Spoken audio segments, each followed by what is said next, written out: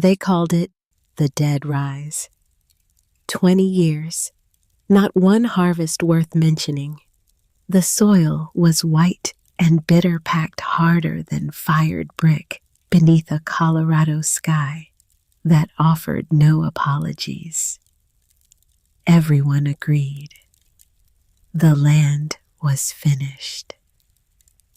Then a widow arrived with a shovel, a sack of rye seed, and a bundle of wooden stakes. No money, no hired hands, no plan anyone could recognize as one. Her brother-in-law had taken everything else: the cattle, the tools, the good fields her husband had worked himself half to death building. He took it all while she was outside feeding the chickens. One small errand, and by the time she walked back through the door, her life had already been signed away. What he left her was this ridge, 27 acres of pale salted earth that had defeated every farmer who ever tried it. He thought he was leaving her nothing. He was wrong. What Miriam Hale found beneath that white crust would outlast every assumption the county had ever made. It would outlast the mockery, outlast the pity, outlast the men with their leather satchels full of reports explaining exactly why she would fail. But first, she had to survive a winter that wanted her gone, a spring that nearly broke her, and a truth buried so long beneath the surface that even the woman who discovered it almost missed it. This is the story of a dead ridge, and the woman who learned to listen to it. They called it the Dead Rise. 20 years, not one harvest worth mentioning. The soil was white and bitter, packed harder than fired brick beneath a Colorado sky that offered no apologies. Everyone agreed. The land was finished. Then a widow arrived with a shovel, a sack of rye seed, and a bundle of wooden stakes. No money, no hired hands, no plan anyone could recognize as one. Her brother-in-law had taken everything else: the cattle, the tools, the good fields her husband had worked himself half to death building. He took it all while she was outside feeding the chickens. One small errand, and by the time she walked back through the door, her life had already been signed away. What he left her was this ridge, 27 acres of pale salted earth that had defeated every farmer who ever tried it. He thought he was leaving her nothing. He was wrong. What Miriam Hale found beneath that white crust would outlast every assumption the county had ever made. It would outlast the mockery, outlast the pity, outlast the men with their leather satchels full of reports explaining exactly why she would fail.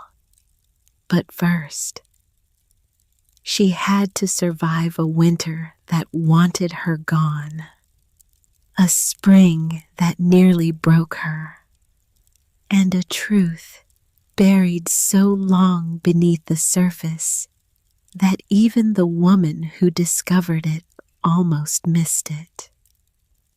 This is the story of a dead ridge and the woman who learned to listen to it. Part 1.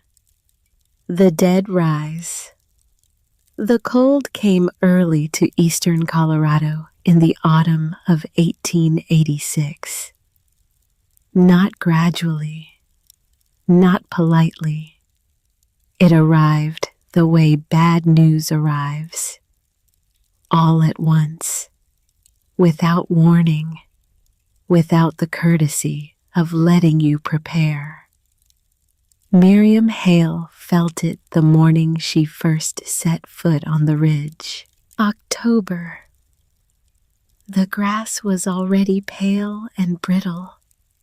The wind moved across the hillside in long, flat sheets that found every gap in her coat.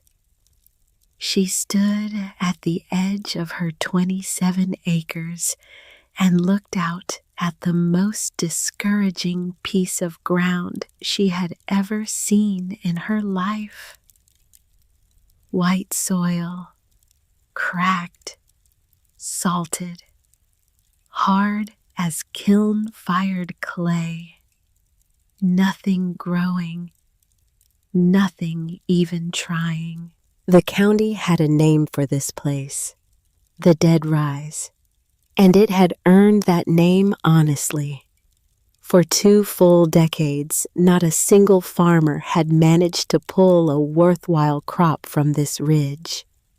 Wheat failed, oats failed, corn never stood a chance.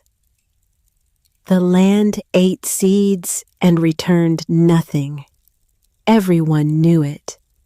Everyone, except apparently the woman, now standing in the middle of it, with a shovel over her shoulder and absolutely nowhere else to go. That was the thing nobody understood about Miriam Hale. She was not here because she believed in miracles. She was here because she had no other choice. 6 months earlier, her husband, Walter, had been alive. Quiet, steady Walter, who rose before sunrise every morning and came in after dark every evening and never once complained about the work between. They had built something together. Not grand, not wealthy, but solid. A farm worth having, fields that produced, a life that made sense. Then the fever came. It moved through the county that winter like a slow fire, unhurried, methodical, taking its time with each household. When it reached the Hale farm, Walter fought it for 3 weeks. Miriam barely slept. She fed the fire, changed the blankets, boiled the broth, sat beside him through the long, cold nights, talking about nothing in particular, because silence felt too much like giving up. He died on a Tuesday morning in February. The ground was frozen too hard to bury him properly for another 2 weeks. Douglas Hale arrived at the farm 4 days after the funeral. Walter's brother, older by 7 years, a man who had always moved through the world with the particular confidence of someone who believed the rules applied to other people. He came carrying paperwork. He came carrying a practiced expression of concern. He came, as Miriam would later understand, having already decided how things were going to go. She had been outside feeding the chickens when he arrived. That detail would stay with her for years. The absolute ordinariness of it. She had been tossing grain from a tin pail, watching the birds peck and scatter, thinking about nothing more complicated than whether the water trough had iced over again. And by the time she walked back through the door, everything was already done. Douglas stood at the kitchen table with papers spread in front of him.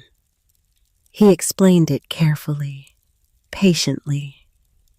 The way you explain something to someone you have already decided cannot argue back. Walter had signed certain documents before his illness progressed. Protection arrangements, family arrangements, practical matters that needed attending to. Miriam read every page, twice. The livestock, the tools, the equipment, the fields, the farmhouse itself. All of it transferred, restructured, rearranged through language she did not fully understand into ownership that was no longer hers. She looked up at Douglas. He looked back at her with an expression that managed to be simultaneously sympathetic and entirely immovable. There was nothing to argue. The papers were signed. Walter's signature shaky near the end, but unmistakably his sat at the bottom of every page. What remained was this 27 acres of worthless ridge land left to Miriam by her grandmother. Douglas had not bothered to take it. Why would he? It had produced nothing for 20 years. It was by every measure anyone had ever applied to it dead. He was generous enough to let her keep the wagon, and a cedar chest, and whatever she could carry. So Miriam Hale loaded what she had into a battered wagon, pointed it toward a ridge everyone called a graveyard, and drove away from the only life she had known. She did not cry until she was out of sight of the farmhouse. Then she cried for a long time. Then she stopped, because crying did not plant crops, and crying did not feed anyone through a Colorado winter. And if there was one thing Miriam Hale had learned in 38 years of living, it was that the ground did not care about your feelings. It only cared about what you did. The question was, what to do with 27 acres of nothing? She spent the first week simply walking. Not measuring, not planning, just walking. Up the slope in the morning, across the ridge at midday, down toward the dry creek bed in the afternoon. She walked until she knew the shape of the land the way you come to know the shape of a room you live in, without thinking, without looking, just knowing. She noticed things, small things, the kind of things a person notices when they have nothing else to do but look. There were narrow strips across the hillside where the frost lingered longer each morning. Not by much, sometimes only by an hour. But the white stayed while the surrounding ground turned brown and bare. She noticed this on the third day and filed it away without knowing why. She noticed that certain sections of the ridge held their color differently after rain. Darker patches, subtle, easy to miss if you were walking fast or thinking about something else. She noticed where the wind came from, how it moved across the slope, where it slowed and where it accelerated. She noticed where last winter's dead grass had bent, and in which direction. Most people would not have paid attention to any of this. Miriam had nowhere else to put her attention, so she kept it on the land. One afternoon, 3 weeks after she arrived, she carried a shovel to one of the frost-striped sections and dug. The top layer was exactly what everyone described. White, bitter, granular, with alkali salts that left a chalky residue on her gloves. Lifeless. She dug through 6 inches of it without finding anything to change her mind. Then the color shifted. Not dramatically, not the rich, dark earth of a river bottom, but noticeably different. A few inches deeper, the soil was cooler, darker.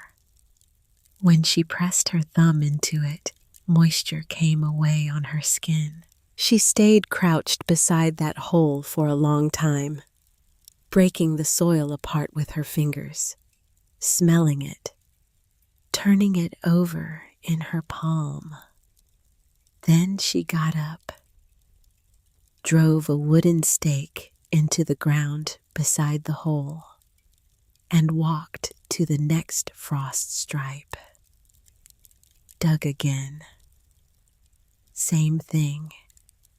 Darker soil, cooler, damp. Another stake. She worked until the light failed. By the time she walked back to her wagon, there were 11 stakes on the hillside, each one marking a place where the surface told one story and the ground beneath it told another. The land was not dead. It was hiding, or rather, it had been misread by everyone for 20 years. Miriam did not celebrate this discovery. She did not feel triumphant. She felt something quieter and more complicated. The way you feel when you find something you were not sure you were even looking for. A small, careful thing, worth protecting. She did not tell anyone. Not yet. Because a stake in the ground was not a crop, and hope was not a harvest, and the only person who could turn one into the other was standing alone on a ridgeline in October, with winter coming and a great deal of work to do before anything made sense. She drove another stake the next morning, then another, then another. Douglas came out the following week. She heard his horse before she saw him. The particular rhythm of a confident man on a well-fed animal who has never once wondered whether he was welcome. He rode up to the edge of where she was working and sat in the saddle, looking down at her with the expression he always wore when he was preparing to be reasonable. She kept working. He watched her drive a probe into the ground and write something in her small notebook. Then do it again. Then again. Finally, he spoke. "Your grandmother spent 30 years on this ridge," he said. "Never got rich, never got much of anything." Miriam looked at the probe marks scattered across the hillside. "No," she said. "She only had one lifetime." Douglas stared at her. She went back to work.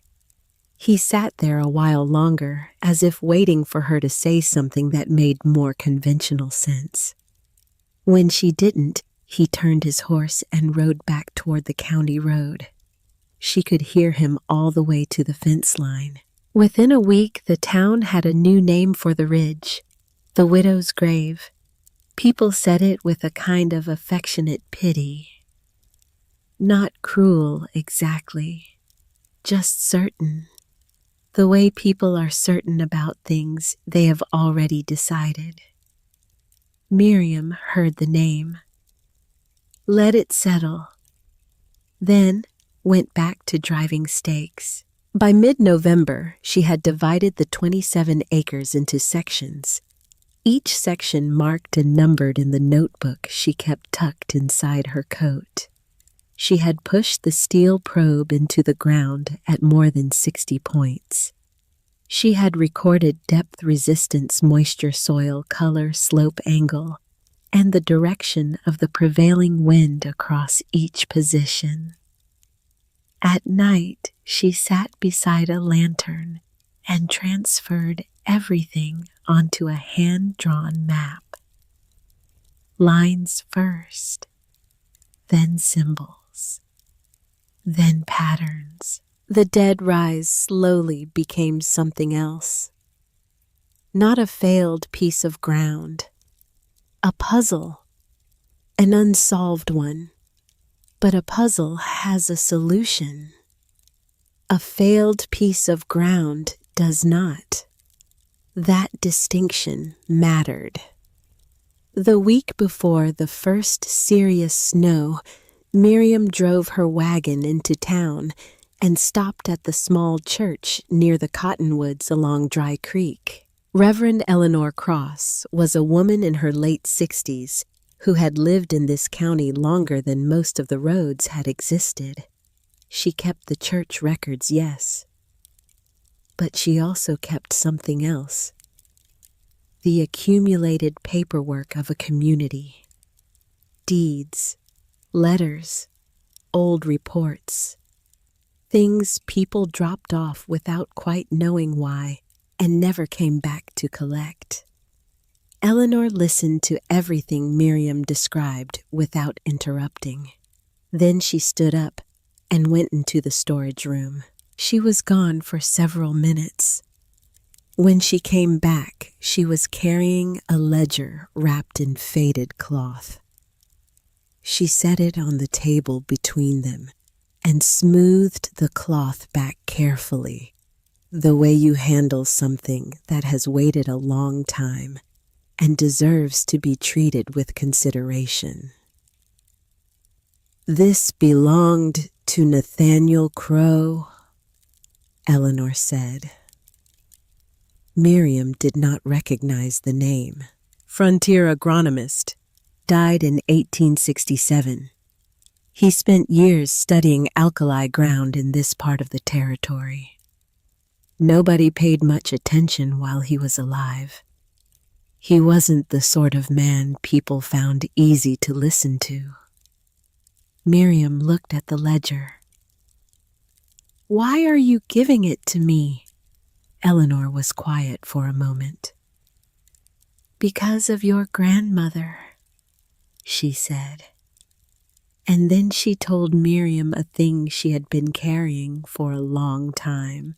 In 1871, 15 years before Miriam arrived on the ridge, her grandmother had come to this same church, had sat at this same table, had described the same narrow frost strips on the same hillside, had asked Eleanor whether there was any record, any research, any reason to believe the land might be capable of something nobody had managed to find yet. Eleanor had searched. She had not yet found Crow's notebook.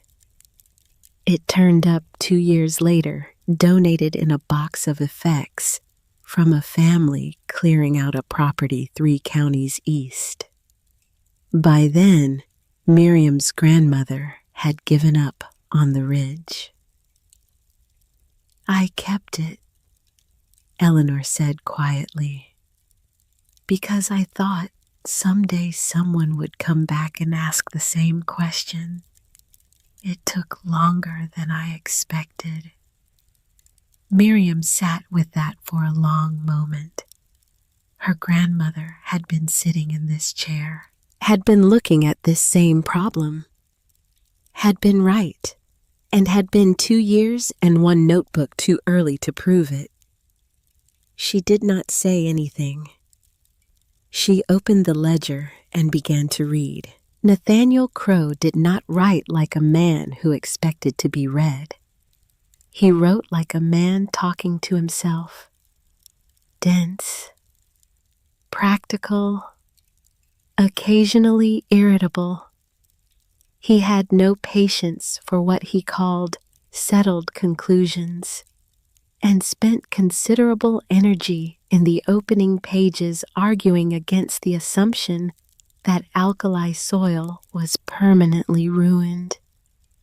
"The surface fails," he wrote. "The surface is not the whole story. It never has been." He described what he called moisture seams. Narrow channels running through the subsoil, invisible from above, fed by winter snowmelt and the freeze-thaw fractures that opened each spring. He described how winter rye, given the right placement and the right season, could follow those seams downward. Its roots were patient in a way other crops were not. But location mattered. Timing mattered. Miss either one and the crop would fail regardless of everything else you did right. Miriam read until the oil in the lantern was nearly gone. Then she borrowed a fresh candle from Eleanor and kept reading.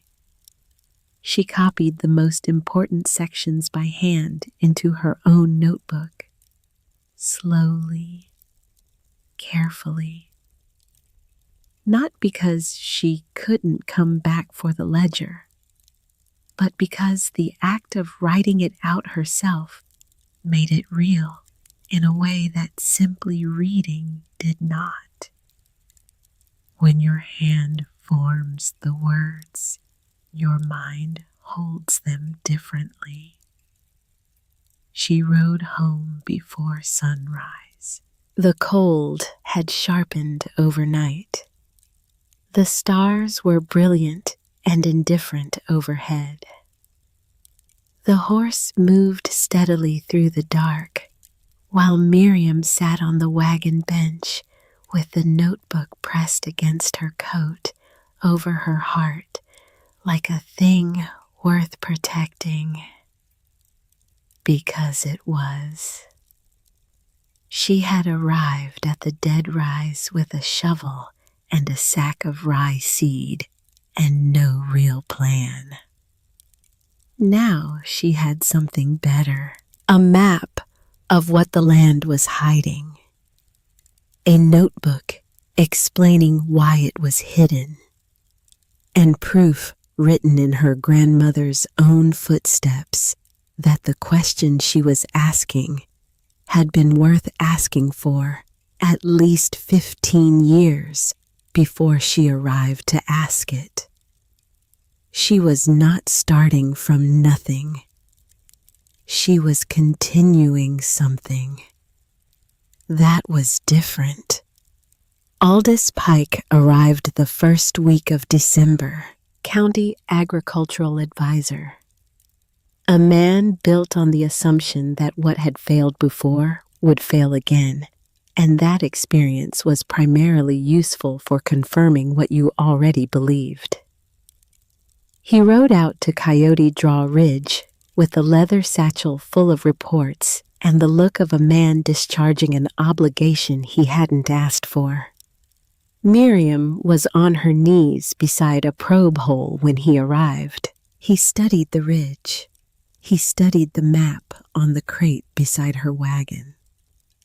He studied Miriam herself with the particular scrutiny of a man deciding how much explaining was going to be necessary.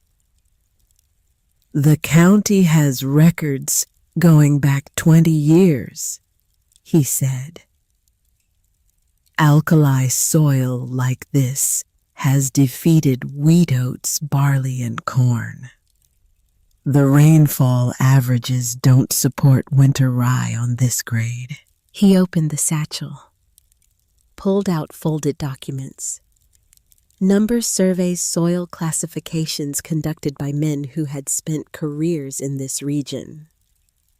Miriam listened to all of it. She did not interrupt.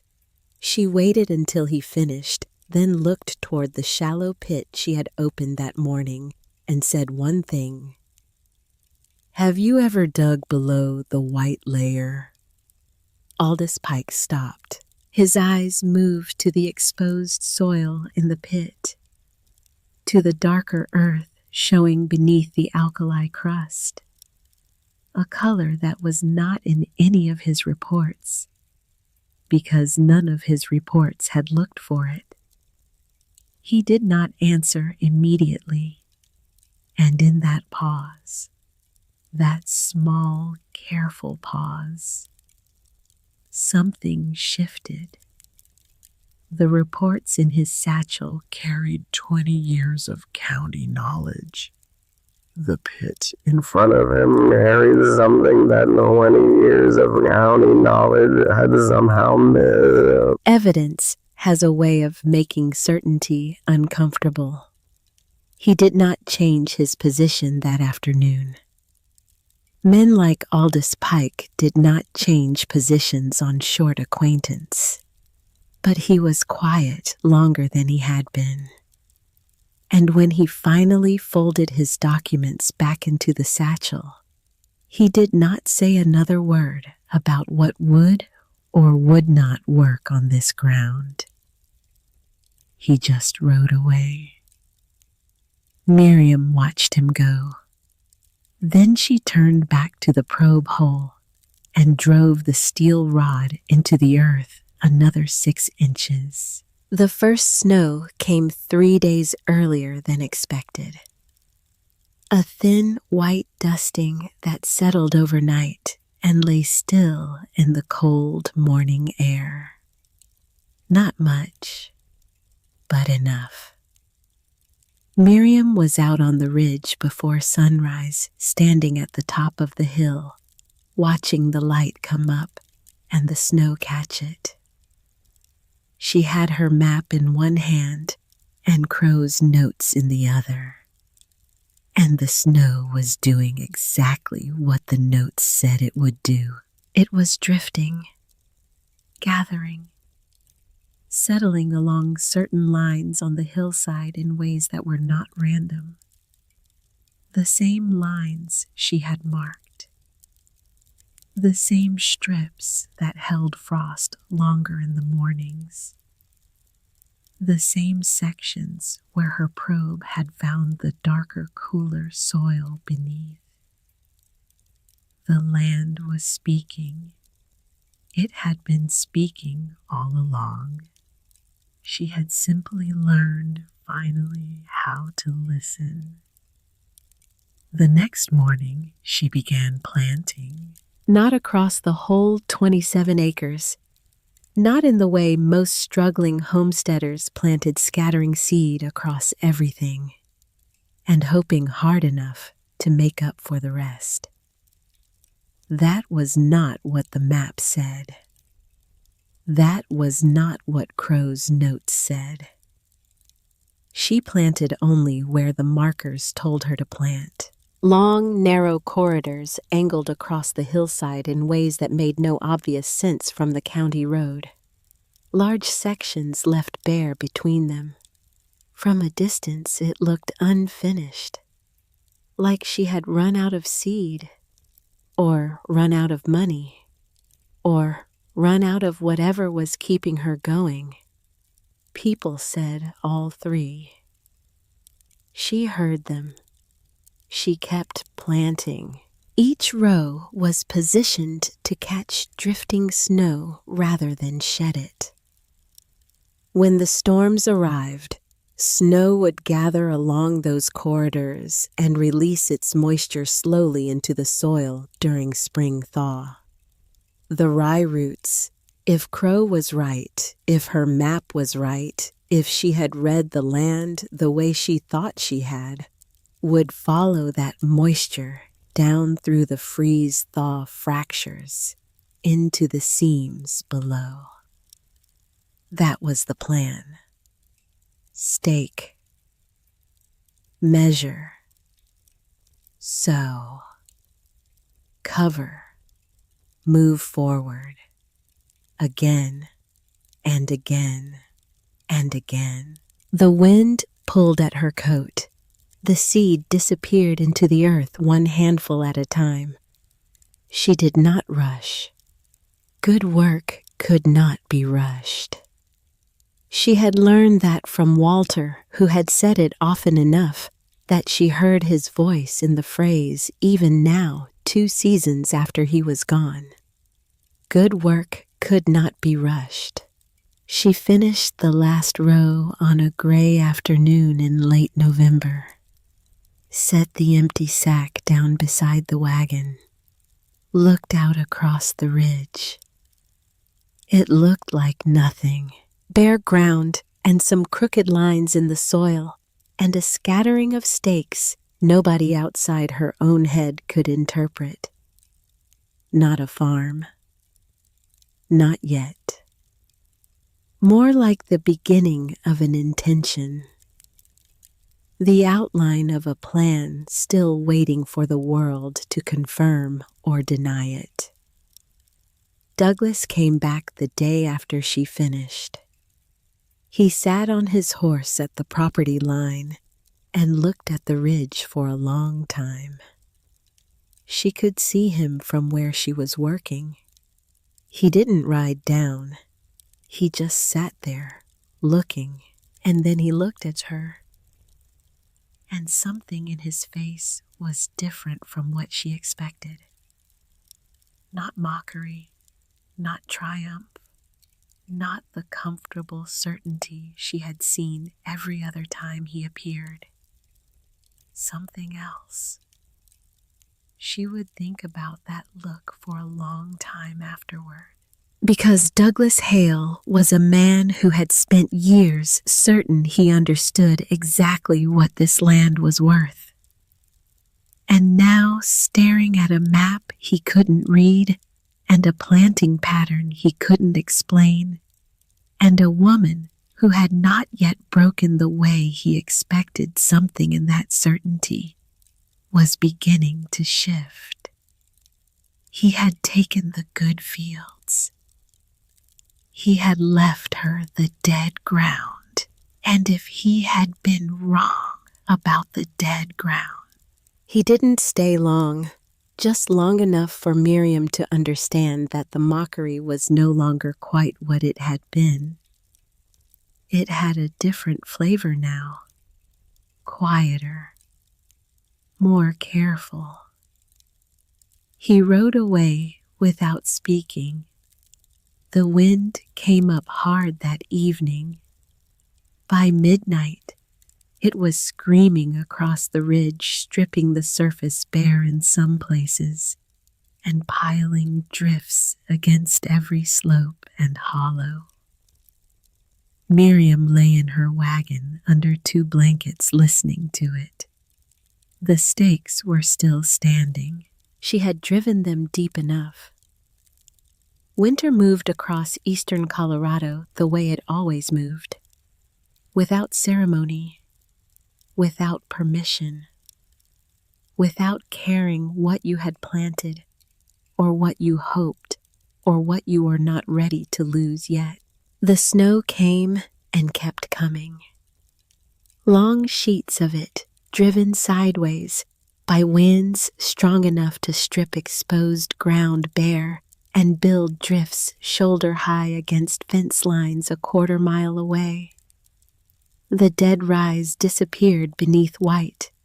The narrow corridors Miriam had planted vanished entirely. Every visible marker of what she had spent months building was gone. From the county road, the ridge looked exactly as it always had. Empty, white, finished. More than one person passed it that winter and remarked without particular cruelty that spring would simply confirm what everyone already knew. The widow had tried. The land had won, the same as always. Miriam heard this secondhand. She went out on the ridge anyway, sometimes before sunrise, sometimes in the middle of a storm. Her boots left the only tracks on the frozen hillside.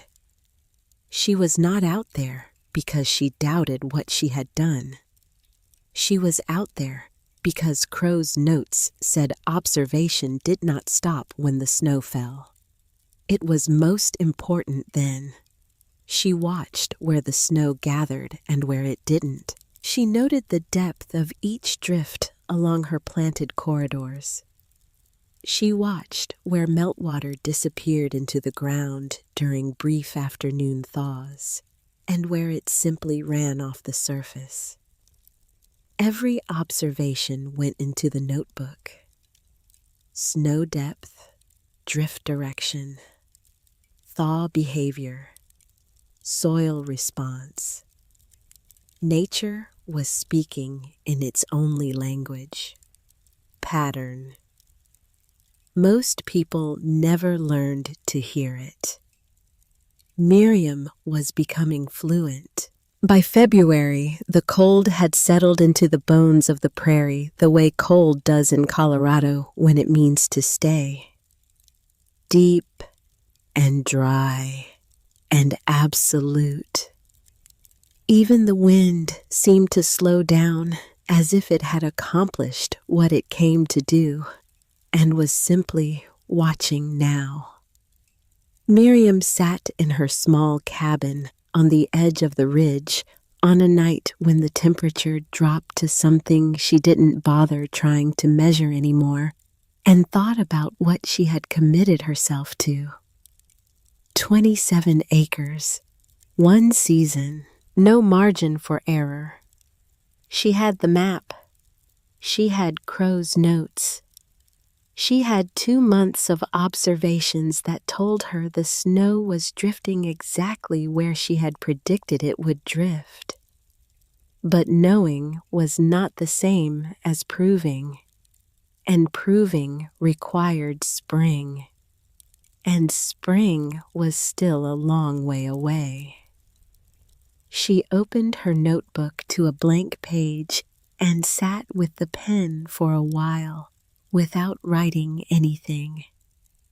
Then she wrote in the margin in smaller letters than usual, "The land is patient. Try to be patient with it." She closed the notebook. Outside, the wind had gone completely still. The prairie was silent in the particular way it gets in the deepest part of winter. Not peaceful, just waiting, the way a held breath waits, the way a question waits before it is answered. Somewhere beneath the frozen surface of the dead rise, under 2 feet of packed snow and 12 inches of salted earth, tiny root tips were doing the only thing they knew how to do. Looking for water, moving toward it, waiting the way all living things wait when the world goes cold and dark and still. For the season to turn, for the answer to come, for someone to finally ask the right question of the right piece of ground, and listen. Part 2. The language of failure. Spring came to eastern Colorado the way it always came. Slowly, then all at once.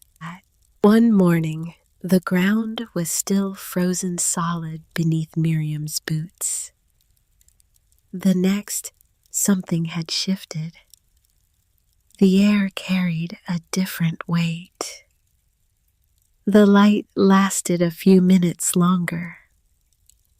The creek at the bottom of the ridge started talking again after months of silence. Miriam was out on the hillside before the sun was fully up. She had been waiting for this, not with hope exactly, something more disciplined than hope, more like attention held so long and so carefully it had become its own kind of faith. Not faith in miracles, faith in pattern, faith in the notes she had copied by candlelight, faith in the map she had built probe hole by probe hole through 2 months of October cold. Either the land had been telling the truth, or it hadn't. March answered slowly. First, one green line appeared along the upper corridor. Thin, tentative. The kind of green that looks like it might change its mind. Then another line, then 3 more lower down the slope. By the 3rd week of March, the narrow corridors Miriam had planted were showing color, while everything around them stayed pale and dead. It looked exactly like the map said it would look. People on the county road started slowing their wagons. Aldous Pike rode past twice in 1 week. He didn't stop, but he slowed down both times, and he looked longer than a man who had already made up his mind needed to look. Douglas came too. Of course he did. He sat on his horse at the property line and stared at those green lines for a long time. Miriam saw him from the ridge. She did not wave. She did not stop working. But she watched him out of the corner of her eye, the way you watch something you don't trust to stay where it is. He rode away without speaking, which was almost worse than if he had said something, because Douglas quiet was not Douglas finished. April arrived, and the color began to change. Not everywhere, not all at once, but enough. The deep green along 2 of the lower corridors softened, faded, paled from the tips downward, the way a flame shrinks when the fuel runs low. Within a week, those sections had gone from green to yellow.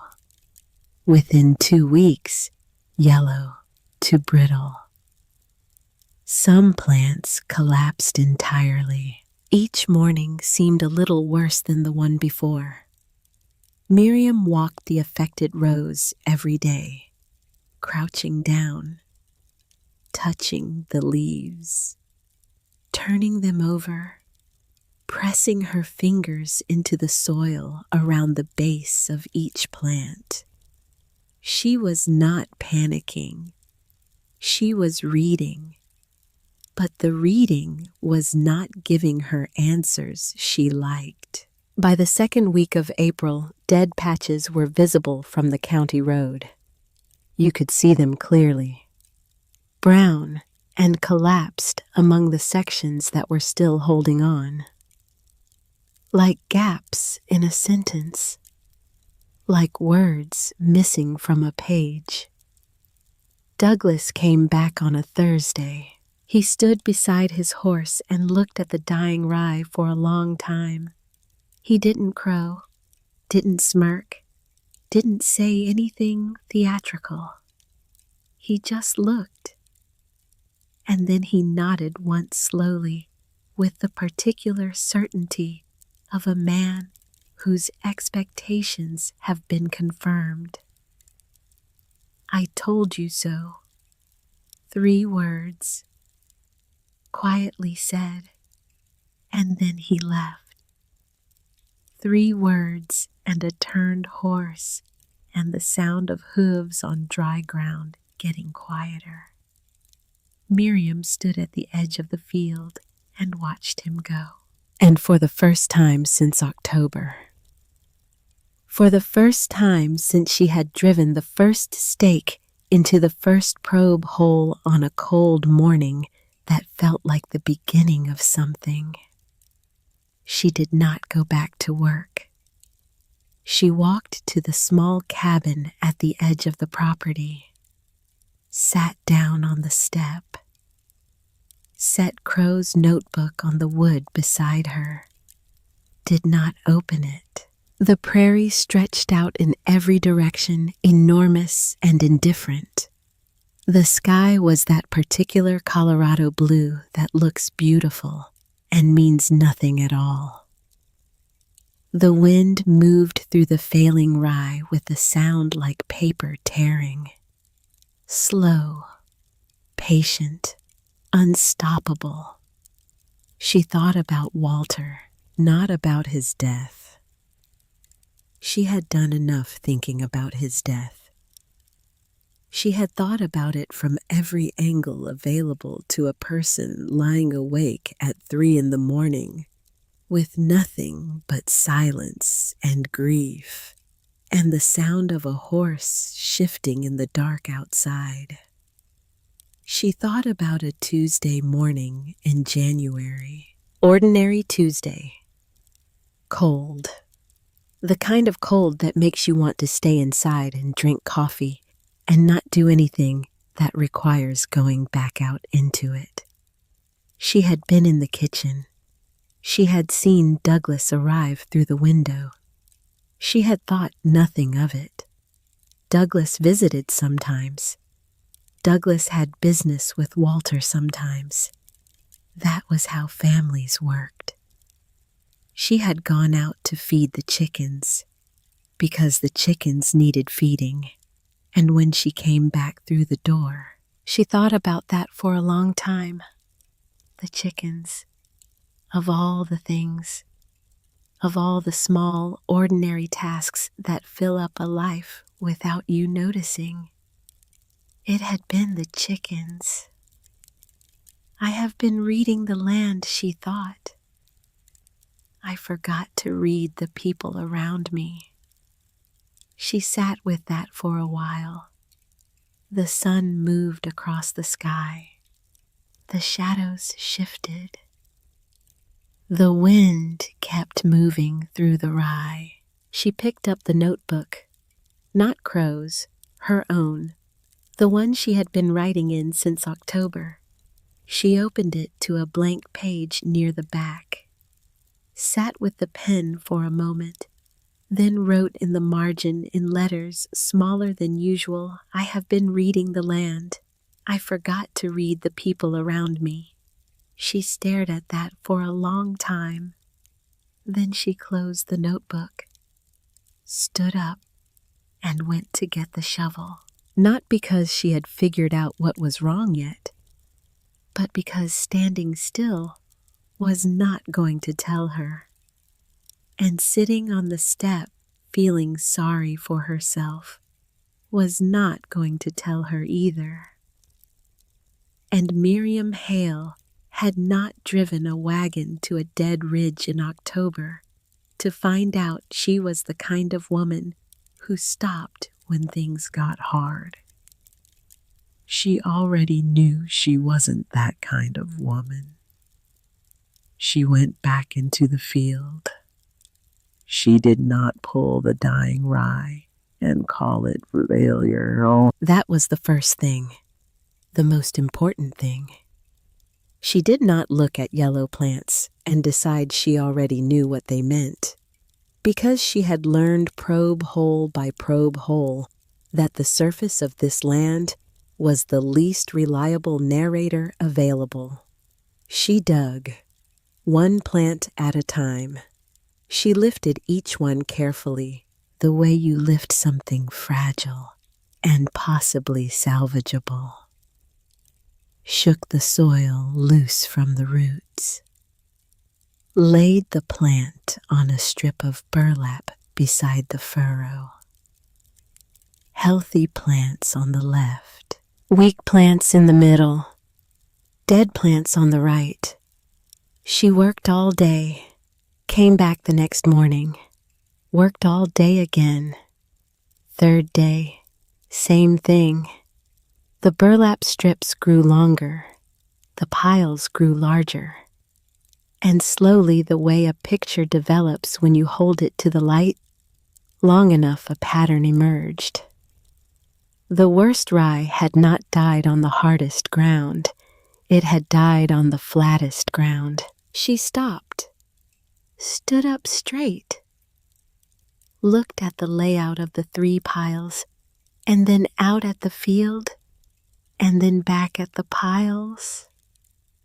The plants growing along the slight slopes were thin, Some were struggling, but they were alive. The plants in the shallow basins, the low flat sections, the places where water would naturally collect and pool after a heavy thaw.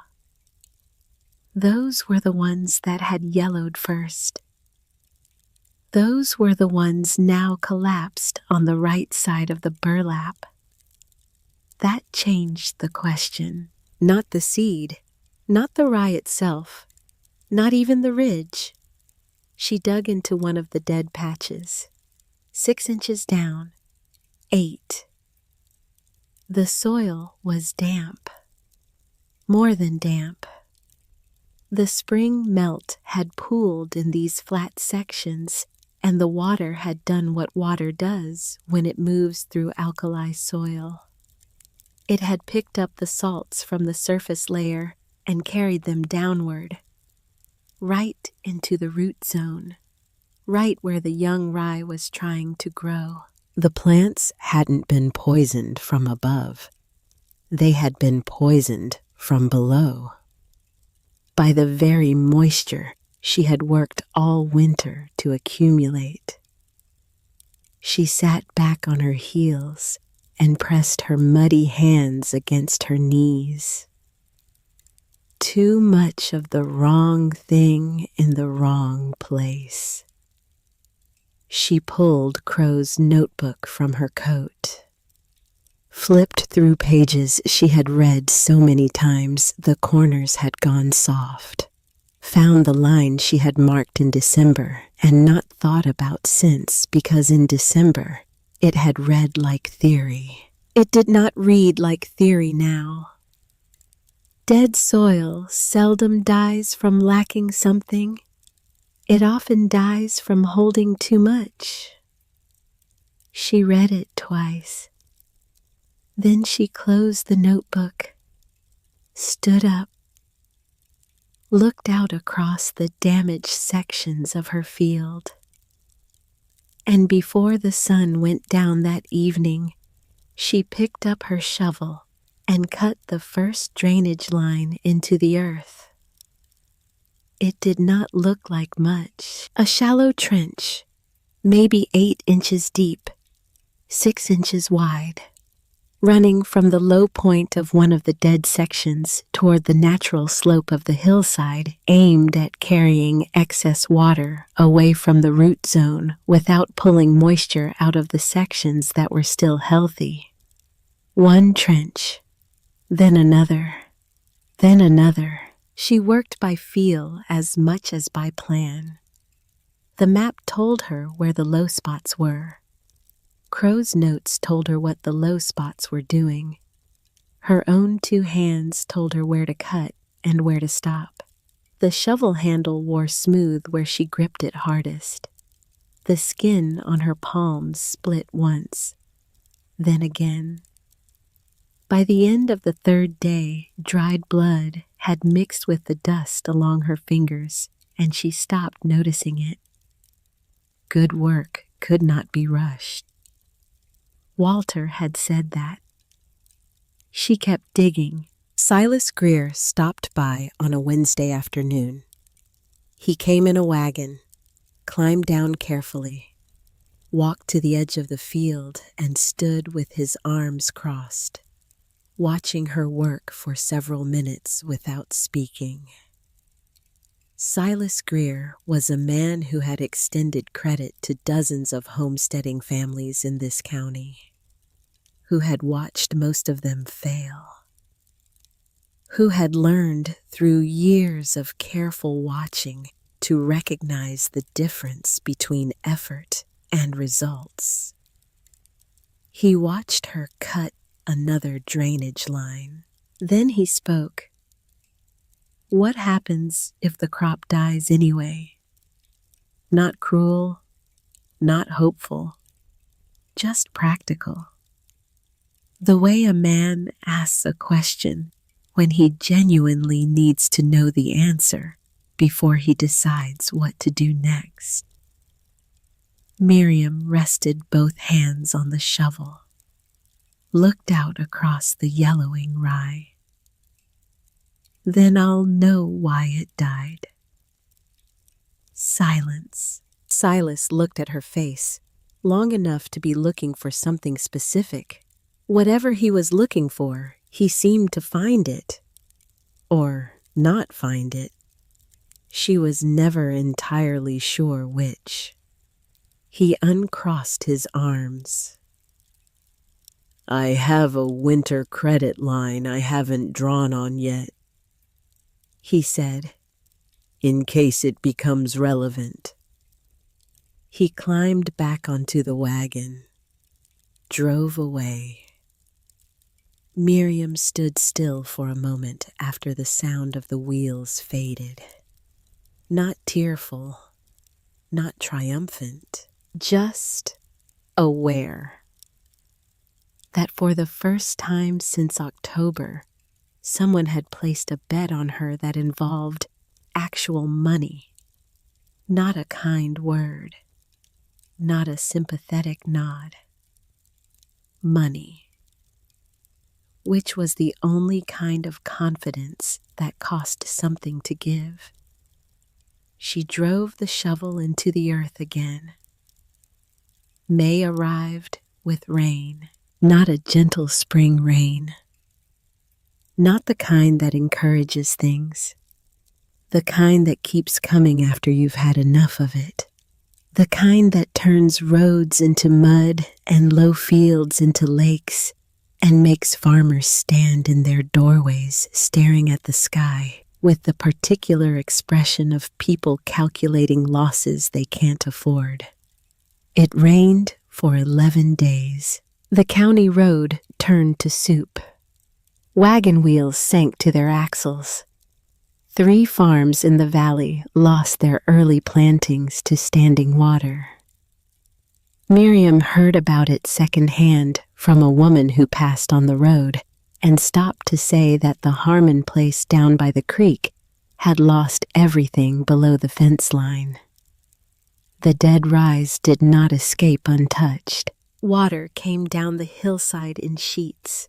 It cut channels across the bare sections between her planted corridors. It tested every drainage line she had dug with the kind of thorough indifference that only large amounts of fast-moving water can manage. Douglas came on the 8th day of rain. He rode up in a coat that was already soaked through and stood at the property line and looked at the ridge with the expression of a man arriving to witness something he had predicted and is not particularly enjoying being right about. Aldous Pike was with him. Neither of them said anything. They just watched. The water was running. The hillside was moving with it. Miriam's drainage channels were full. And then the water began to slow. Not stop, but slow. Find direction.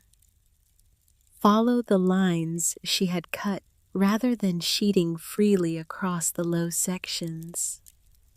One channel caught a runoff stream and redirected it. Another cleared a pooling hollow that had been the death of her lower corridor rye. The water moved where she had told it to move. Not perfectly, but enough. On the 11th day, the rain stopped. Most of the valley fields took another 4 or 5 days before a wagon could cross them without sinking. The Harmon place did not fully drain for 2 weeks. On Coyote Draw Ridge, the low sections cleared in 2 days. The rye that had been struggling came back. Slowly, unevenly. But it came back. Douglas and Aldous had both been standing at the property line when the drainage channels started working. Miriam had watched them without appearing to. She had seen the moment Aldous shifted his weight, The small, involuntary thing a man does when the evidence in front of him stops matching the conclusion he arrived with. He didn't say anything. Douglas didn't either. They rode away together, and Miriam went back to work, and nobody mentioned what had just happened on Coyote Draw Ridge during 11 days of the hardest rain in recent memory. But something had happened, and everyone who had been standing in the rain watching it knew that something had happened. The rye kept growing through May into June. The plants that had survived the drainage problem were stronger than they had any right to be. The roots, when Miriam pulled test samples and measured them, had gone deep. Much deeper than shallow-rooted crops on similar soil in the valley.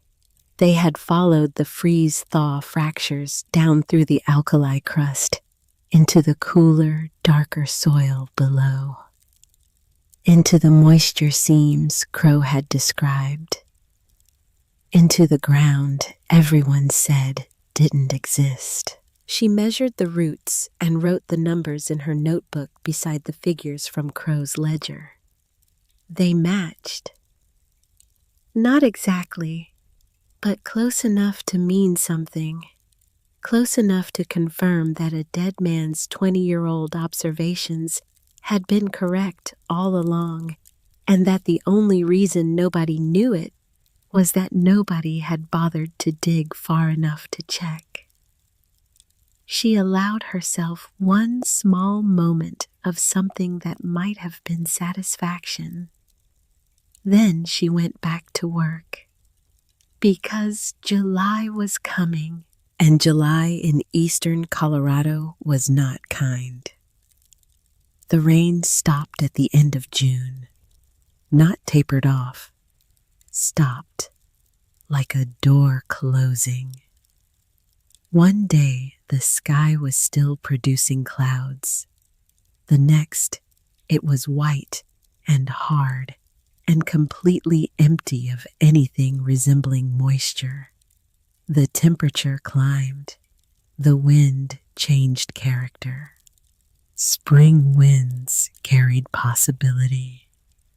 Summer winds carried nothing but heat and the smell of drying grass. Within 2 weeks, the county road looked like it had never seen rain at all. The ponds that had been full in May were circles of cracked mud by the middle of July. Horses raised dust just walking. You could hear the grass crunching under your boots in places where it had been knee-high and green 6 weeks before. Across the valley, the rye fields started showing stress.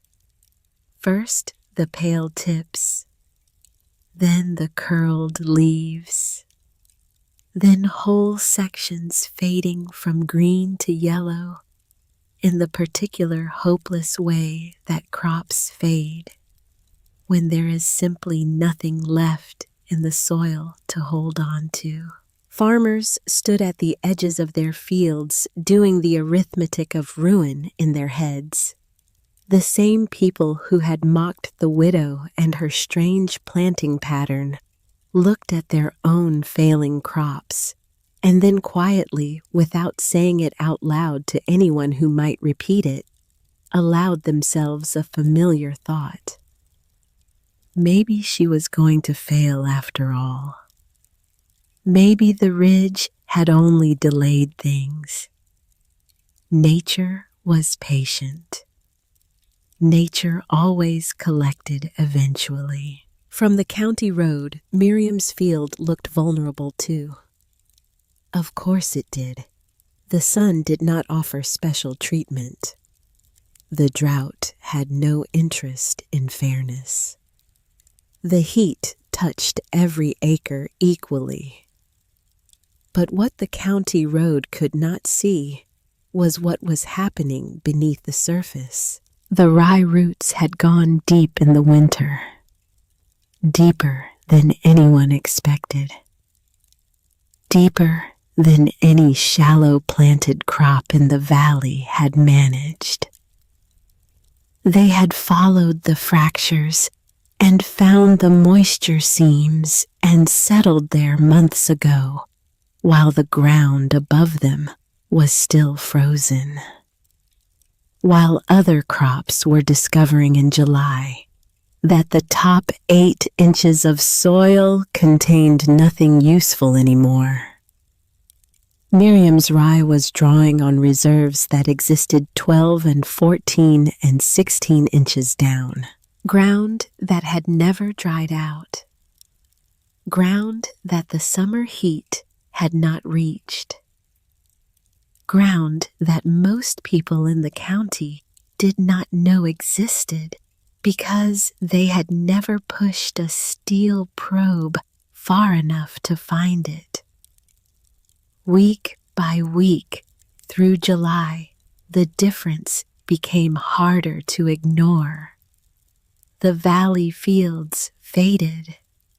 Coyote Draw Ridge did not fade, not dramatically, not in a way that made anyone stop and stare, but in the quiet, persistent way that truth tends to assert itself when it has enough time. A little more green, a little more vertical, a little less surrender in the way the stalks held themselves against the wind. From the ridge above the property, if you stood in the right spot on a clear morning, you could see it. A faint ribbon of darker color running across a landscape that was otherwise turning gold. The same ground that 20 years of collective certainty had written off as finished, still standing. Aldous Pike rode past one afternoon in late July. He did not stop, but he slowed down more than he had in March, and he looked longer than he had before. And this time, when Miriam caught his eye across the fence line, he did not look away immediately. He held the look for one full second. Then he tipped his hat. Just slightly, just enough, and kept riding. Miriam watched him go, then turned back to her field, because the heat was not finished. August came in hotter than July, and the county settled into the kind of summer that people referenced for years afterward. The kind that aged things. The wooden fence posts along the county road had started to lean. The paint on the church near Dry Creek had begun to peel. Even the stones in the Dry Creek bed looked tired. Miriam worked shorter hours in the worst heat of the day, early morning, late evening. The middle hours she spent in the cabin drinking water and writing in her notebook. She recorded what she observed. She recorded what she expected. She recorded in careful detail the way the field was behaving compared to what Crow's notes had predicted. The notes were right, not in every detail. Crow had been working from theory and limited observation. Some of his predictions had needed adjusting. Some of the methods she had developed through her own mistakes, her own drainage work, her own 3 days on her knees sorting roots on burlap, were things he had not thought to write down. She had extended his work, not replaced it, extended it.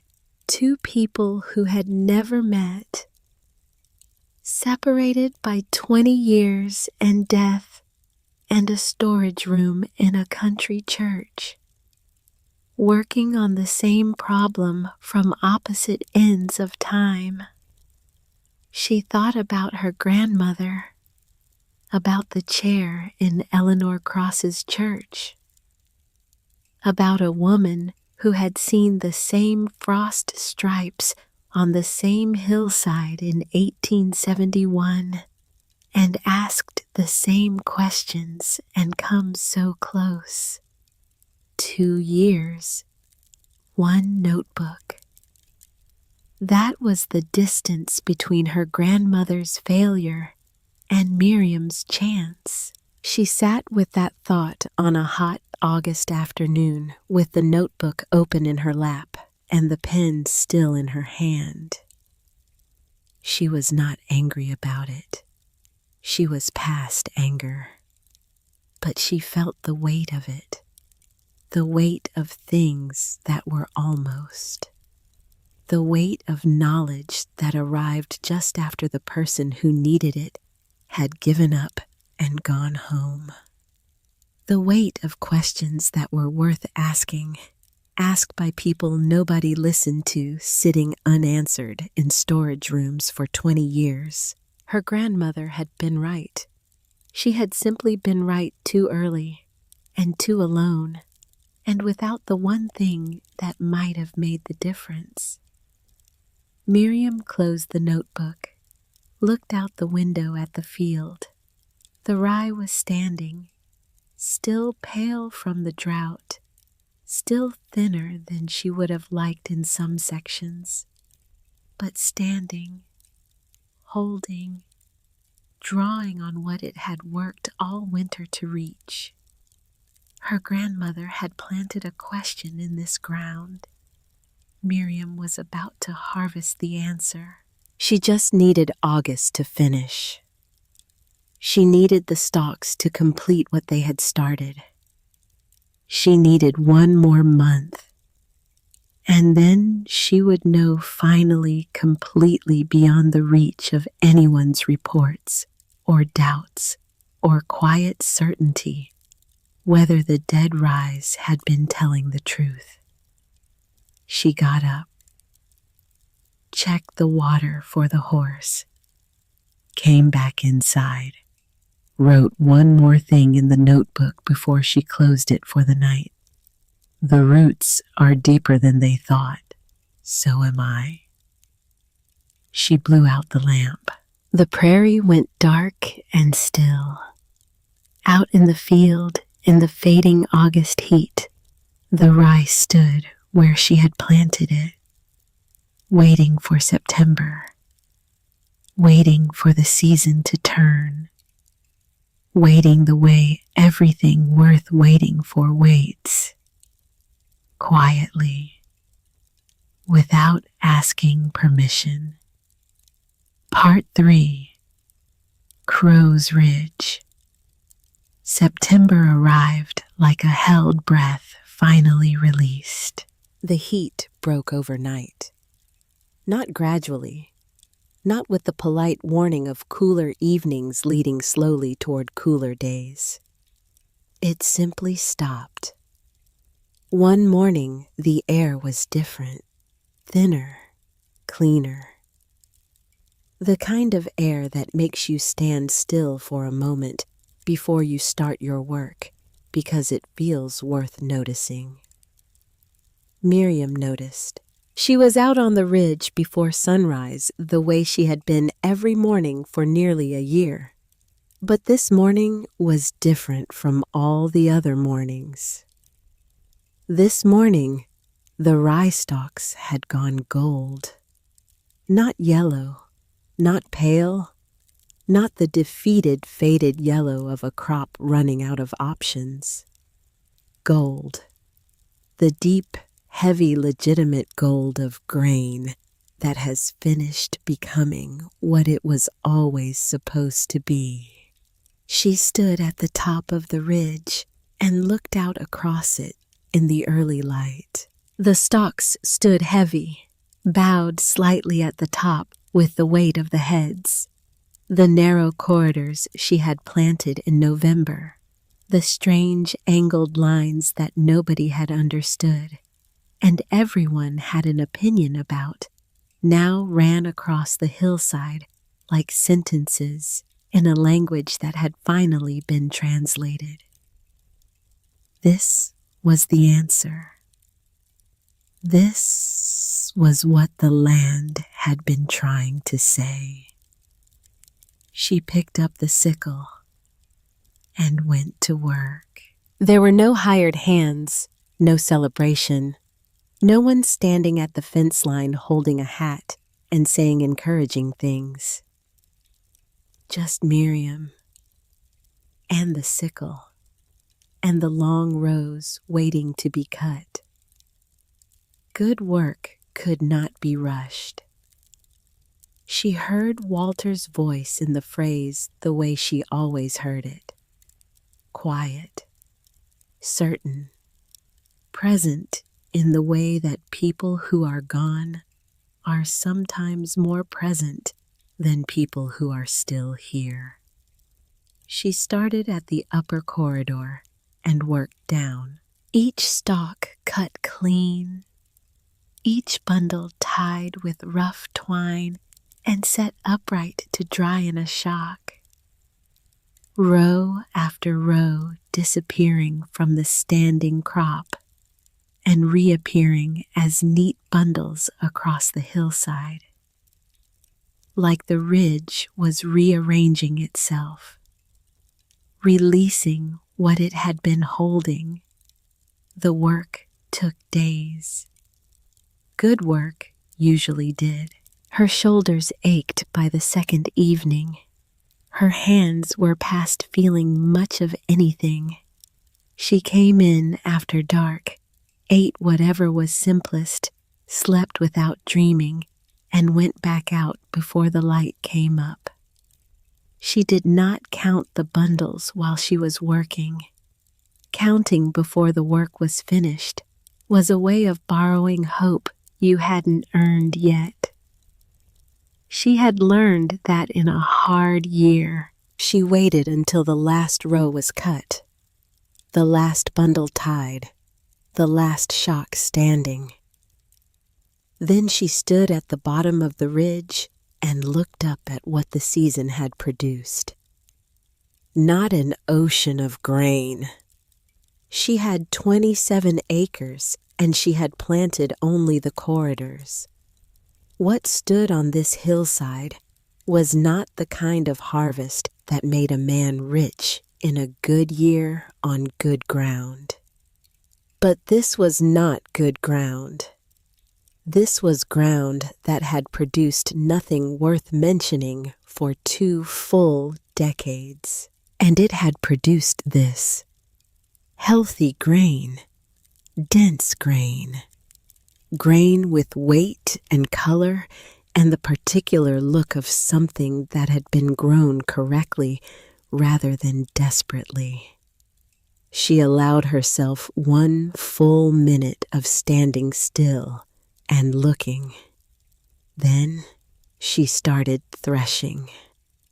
Aldous Pike arrived on a Thursday, not with his reports this time. He came with a scale, a good one, the kind of scale a man brings when he intends to take measurements seriously rather than confirm conclusions he already holds. He also brought a small notebook, new. Not the worn official ledger he had carried on his first visit, his own notebook. He spent most of an afternoon working through the harvested grain, weighing samples, examining the heads, counting kernels, comparing densities between sections. He worked methodically and quietly, and Miriam let him work without hovering, because hovering was not in her nature, and because the numbers would say whatever they said, regardless of whether she stood next to him while he found them. She had her own work to do. When he finished, he stood looking out across the harvested ridge for a long time. He did not apologize. Men like Aldous Pike did not apologize. Not directly, not in words. they apologized in a different currency, the currency of changed behavior, of questions asked instead of conclusions stated. "Where did you first notice the snowdrifts?" he said. Miriam looked up. "Upper corridor, October, before the first real snow." "How many probe points did you map?" 63. He wrote that down. "The drainage lines. Did you calculate the grade or work by observation?" "Both. Crow's notes gave me the principle. The field gave me the placement." He nodded slowly. Then he looked at her directly for the first time since he had arrived. "May I see Crow's notebook?" She got it from the cabin. He held it with both hands, turned the pages carefully, read several sections without speaking. His face did the thing faces do when they encounter an idea they were not expecting and are not sure yet whether to be impressed or embarrassed. He was probably both.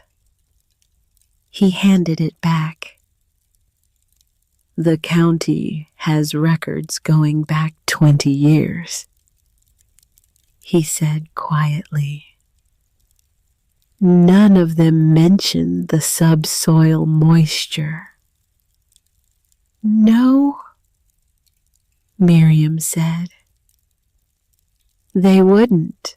Nobody dug far enough to find it." Another silence. He picked up his scale.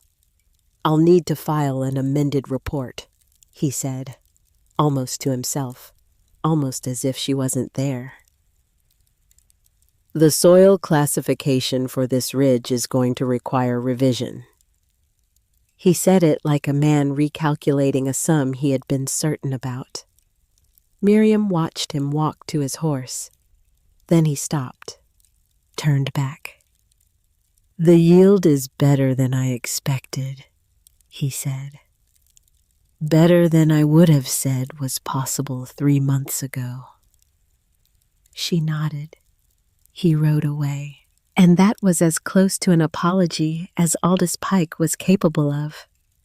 It was enough. 2 weeks later, a wagon arrived from Cornelius Dyer's mill. Cornelius Dyer was not a man who made special trips.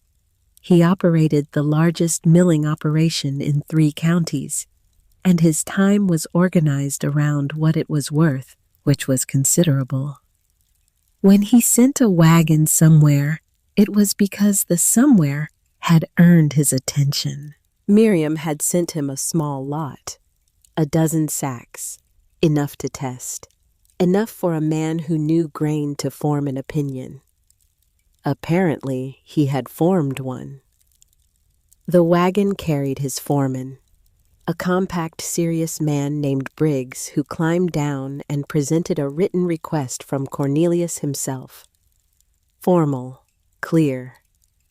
Could Mrs. Hale come to the mill at her earliest convenience to discuss her crop?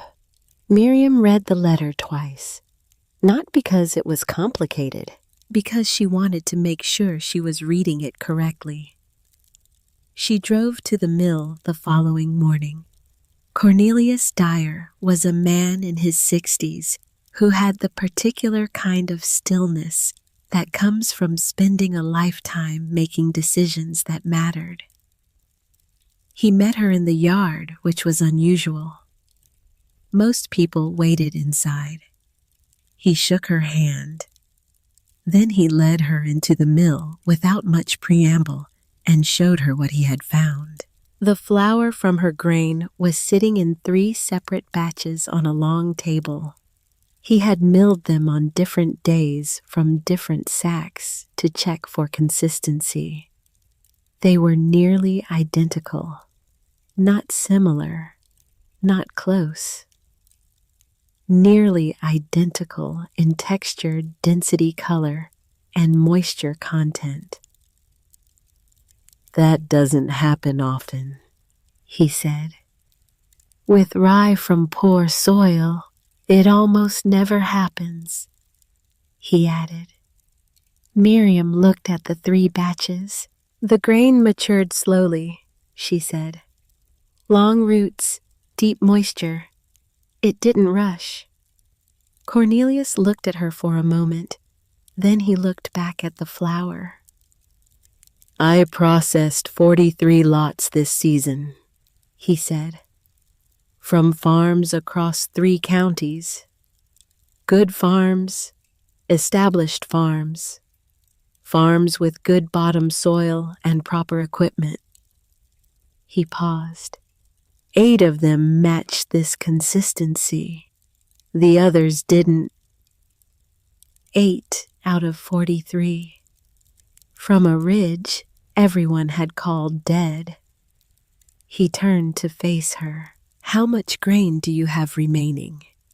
And there it was, not a compliment, not a congratulation, not a speech about hard work and perseverance and the triumph of the human spirit. Just a direct commercial question from a man who understood value when he stood in front of it and wanted to secure his share before someone else did. Which was in its own way the most complete validation she had ever received. Because praise was easy. Praise cost nothing. Praise was what people offered when they wanted to seem generous without risking anything. But Cornelius Dyer was not offering praise. He was offering money. And that was different. Miriam told him how much she had. He made an offer before she finished the sentence. She drove home with a signed agreement in her coat pocket and a number in her head that she kept recalculating because the first 3 times she calculated it, she got the same answer, and the answer seemed too straightforward to be real. It was real. The word spread the way useful information always spreads. Not loudly, not dramatically, without any of the announcement that gossip requires. Just quietly, person to person, mill to freight office to merchant, merchant to the next man who asked where the consistent rye was coming from this season. Coyote Draw Ridge, the widow's place, that dead ground up on the hill.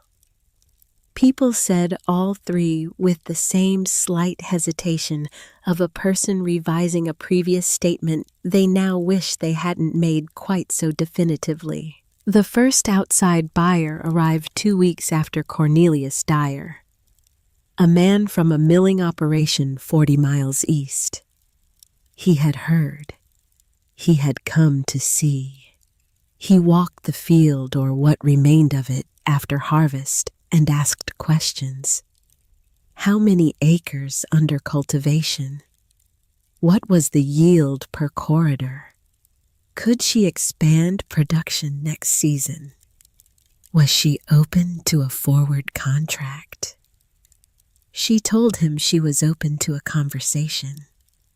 He had a number in his head before he sat down. The second buyer came from farther east, then a third, then 2 at once, which created an awkward 20 minutes in the yard that Miriam navigated with the particular diplomatic composure of a woman who had spent a year doing things nobody thought were possible and had developed a fairly high threshold for situations other people found stressful. Silas Greer arrived on a Tuesday morning. He climbed down from his wagon and stood in the yard, looking at the line of vehicles parked along the fence line, with an expression that took Miriam a moment to identify. Satisfaction, not surprise.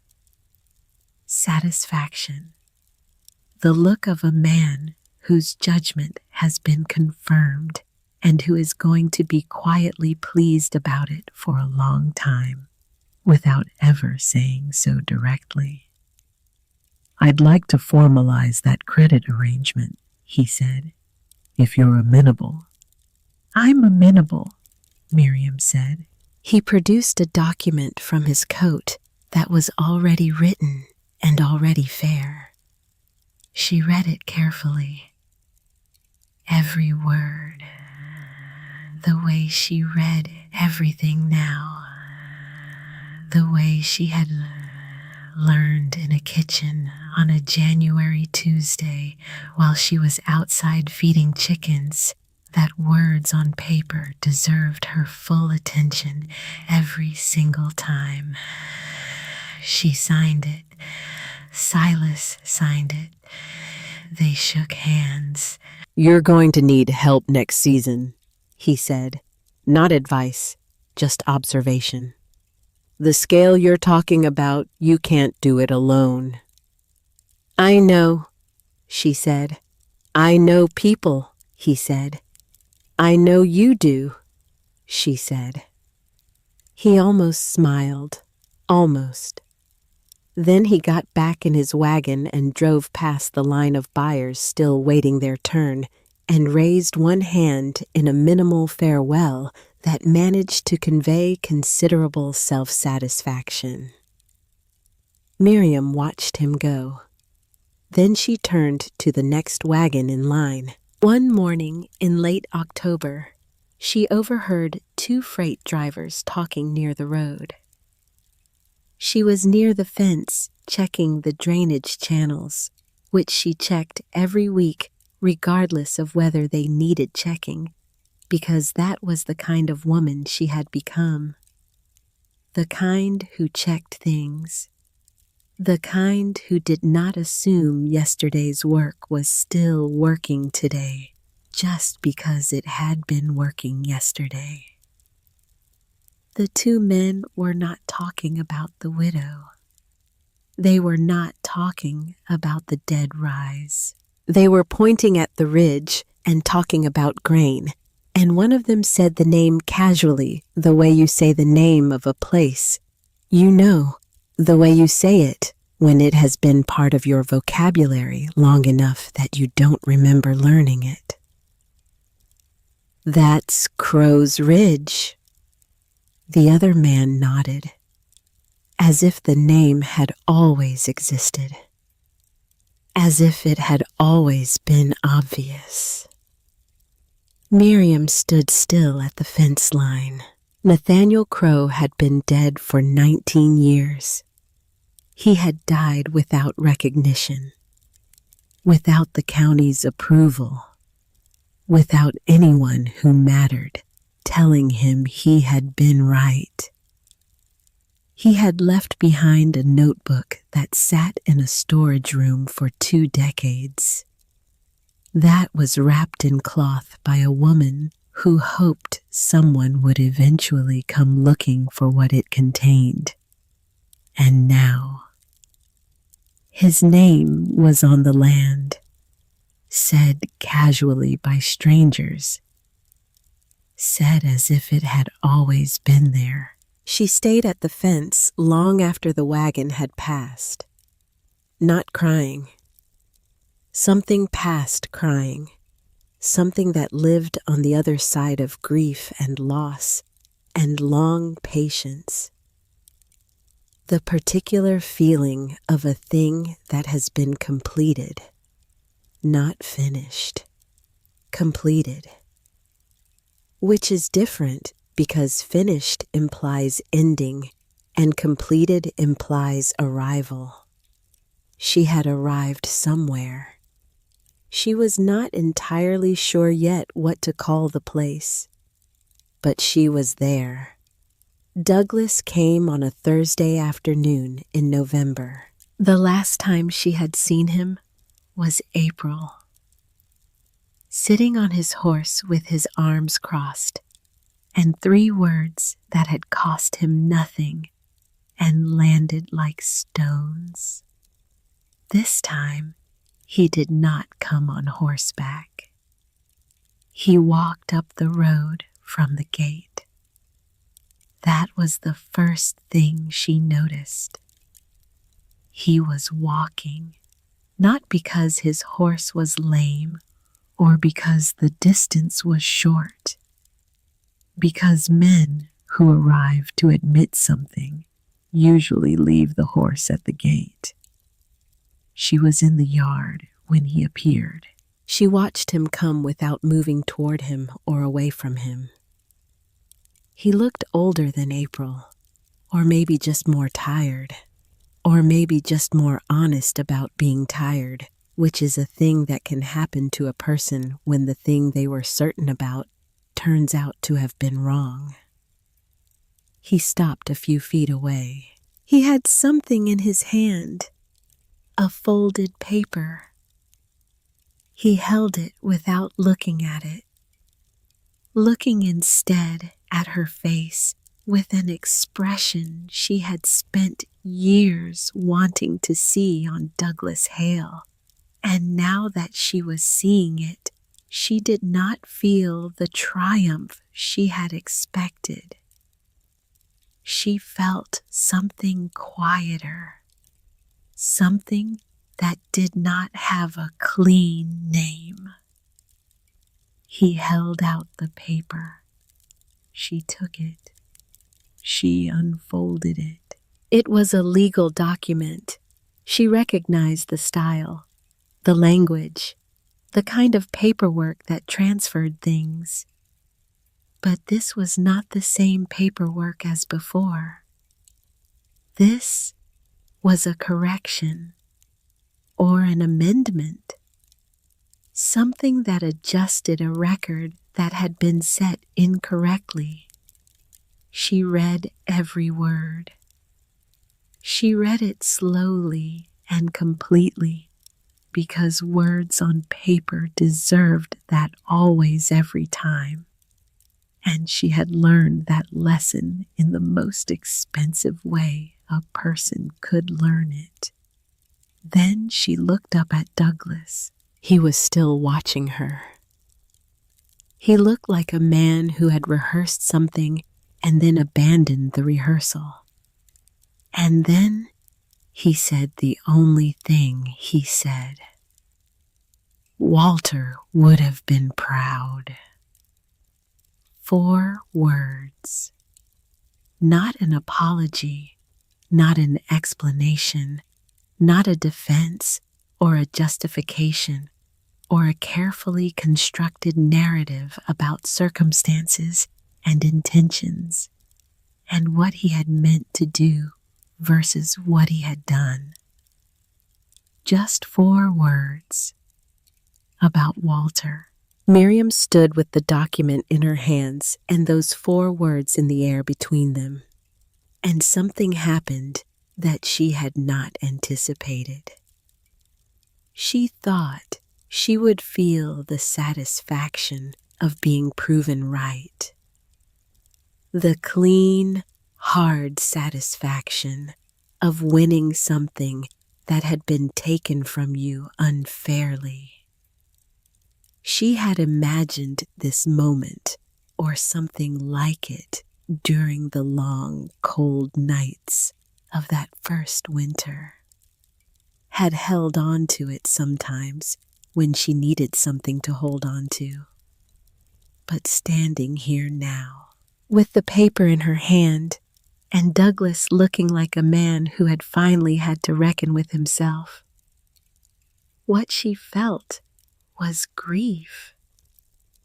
Pure and simple grief for Walter, who had signed things he shouldn't have signed because he trusted his brother and was dying and afraid and human. For Douglas, who had taken more than he needed because that was what fear did to people when they let it run the show. For her grandmother, who had stood on this same ground with the same question and been told no by everything around her. for all the things that had been almost, for all the time. She folded the document carefully, held it, looked at Douglas for a long moment. "Thank you," she said. Just that. Not forgiveness exactly, not absolution, but acknowledgement. The small, difficult thing of seeing a person as the full, complicated human being they actually are, instead of the simplified villain that anger requires. Douglas nodded once.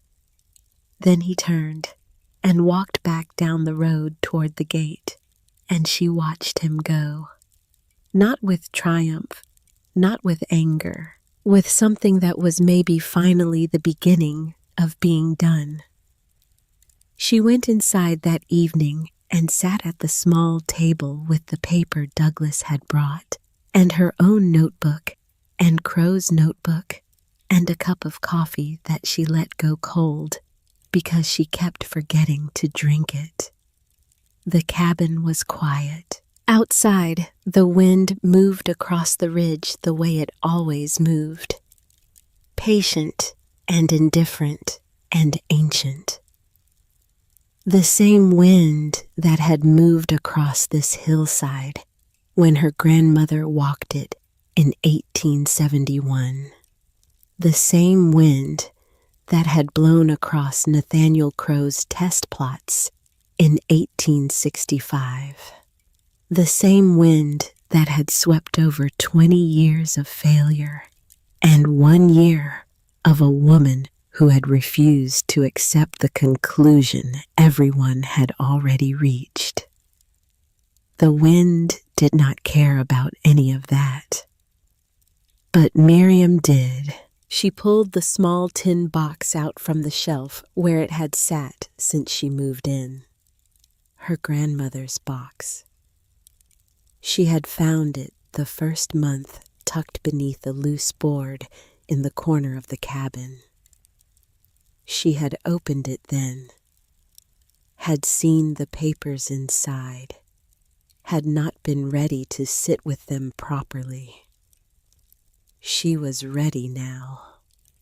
She opened the box. The papers were fragile, old. The ink had faded to a pale brown in places. She unfolded the first one carefully on the table. Her grandmother's handwriting. She recognized it from old letters, the particular way the letters leaned, the habit of writing in the margins when the main space ran out. The paper was dated 1871. Observations on frost retention across the north-facing slope. Notation of damp sections persisting after thaw. Record of probe depth at 7 locations. A rough sketch of the hillside with marks indicating moisture. The same hillside. The same marks. The same question. Miriam pressed her fingers flat on the paper and sat very still. Her grandmother had been here. Not just on this land. Here. At this problem. At this exact, specific question.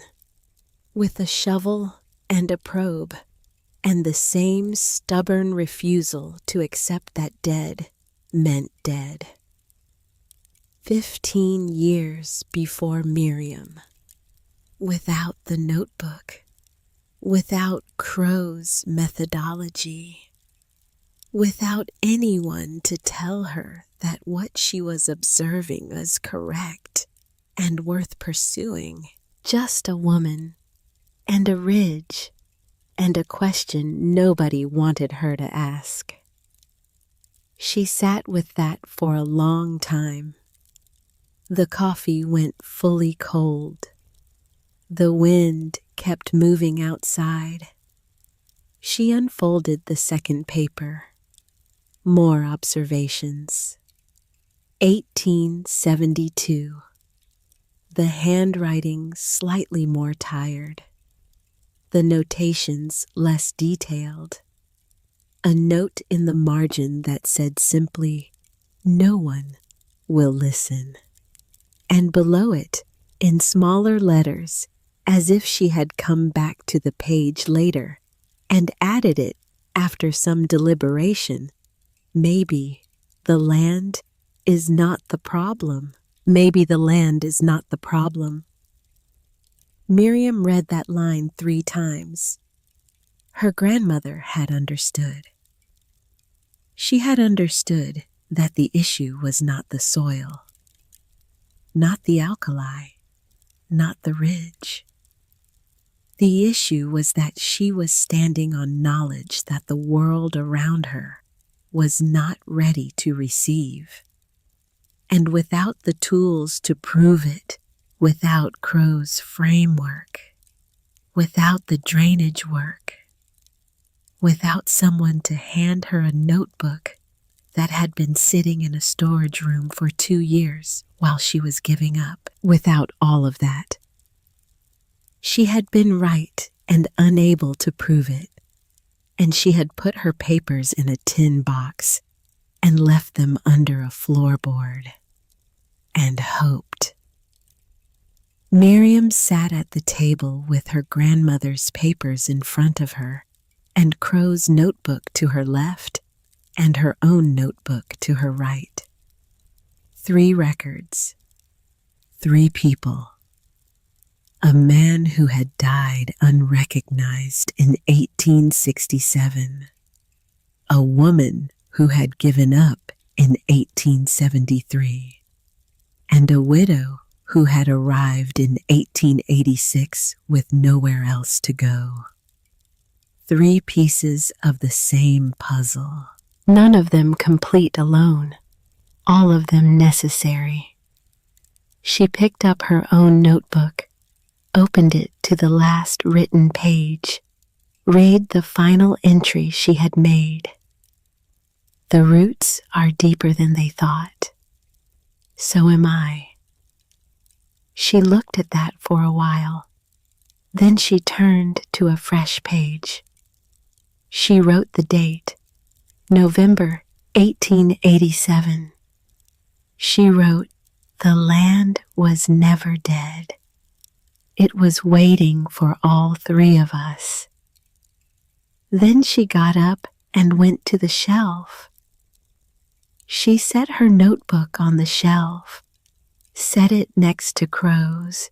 Then she went back to the table, picked up her grandmother's papers, folded them carefully, and brought them to the shelf. She opened her own notebook to the first page and placed her grandmother's papers inside. Front page, where they belonged, where they should have been all along. At the beginning of the story, instead of hidden under a floorboard in a box where no one could find them. She closed the notebook, 2 notebooks on the shelf, 3 voices inside them.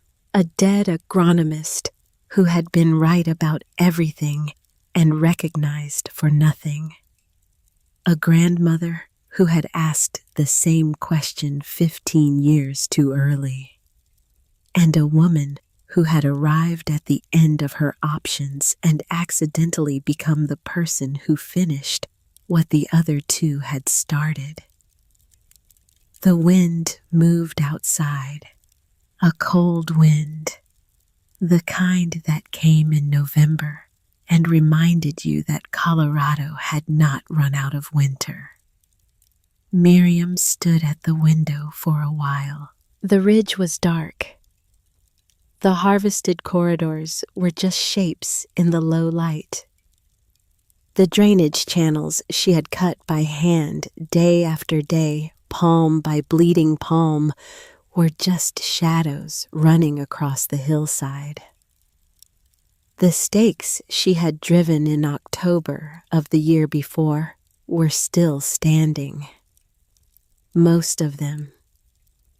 Small, pale posts scattered across the ground. unremarkable, forgettable. The kind of thing you would walk past without looking twice if you didn't know what they meant. They meant everything. They meant a woman had stood on this ground and refused the conclusion that had been handed to her. They meant a man dead 19 years had been right and was finally quietly being credited. They meant a grandmother's question had been answered. They meant the land had been telling the truth the whole time, and all it had ever required was someone willing to dig below the surface and someone patient enough to listen to what they found. Miriam turned away from the window, put more wood on the fire, made a fresh cup of coffee, sat down at the table, and began planning the spring planting. Because Crow's Ridge had more ground to offer, and she had only just begun to learn its language.